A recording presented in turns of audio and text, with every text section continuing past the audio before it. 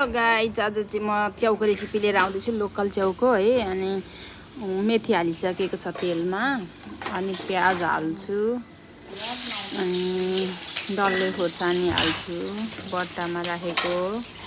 अब डल्ले खोर्सानी म चाहिँ अलिक स्पाइसी खान्छु, अरूहरू कस्तो खान्छ त्यो अनुसार राख्नु। डल्ले खोर्सानी 3टा हालेको छु मैले। डल्ले खोर्सानी हालेर चाहिँ एकछिन चलाउने, अनि त्यो डल्ले खोर्सानीलाई चाहिँ तेलमै मजाले उयो गर्ने, मिसाइ उयो गरिदिने। अनि त्यसपछि बेसार लाउने, बेसार लाएपछि एकछिन चलाउनुपर्छ। अनि चलाएर अब टक्क आलु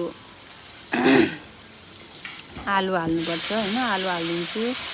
आलु हालेपछि चाहिँ एकछिन चलाउनुपर्छ, अनि यसलाई हल्का ब्राउन बनाउनुपर्छ आलुलाई। अनि ब्राउन भइसकेपछि अनि फेरि चलाएर एकछिन, अनि ब्राउन कलरको भइसकेछ होइन।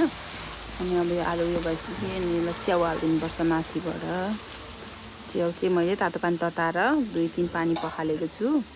अनि त्यसपछि चिसो पानी फेरि हल्का पखालेर, अनि अब म चाहिँ च्याउ हाल्नलाई रेडी हुँदैछु। अब त भइसक्यो, अब च्याउ हाल्नु टाइम भयो। च्याउ हालेँ, च्याउ राखिसकेपछि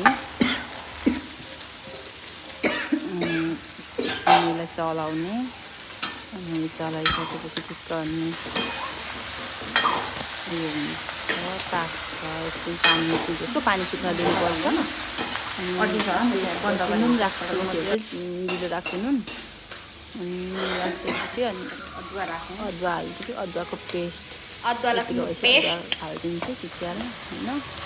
लौटामा कुचिएको अदुवा हो, अनि यस लौटामा कुचेर अदुवा हालिदिन्छु। त्यसपछि चलाउँछु, अनि चलाएपछि टमाटर हालिदिन्छ। बेसी त्यो राखेको चाहिँ अनि टमाटर हालेर पनि एकछिन चलाएपछि अनि मसलाहरू हालिदिन्छु। टमाटर हालिदिएँ। अब टमाटर राखेपछि यसलाई एकछिन टमाटरलाई छोप्ने, त्यो च्याउले पनि छोपिदिनुपर्छ। अनि पाक्छ 1 मिनट जति च्याउलाई छोपिदिने, टमाटर हालेर च्याउले टमाटरलाई छोप्ने। अनि त्यसपछि यो मसला हाल्ने। मसला हालिसकेपछि हाम्रो च्याउ चाहिँ रेडी भइसक्यो।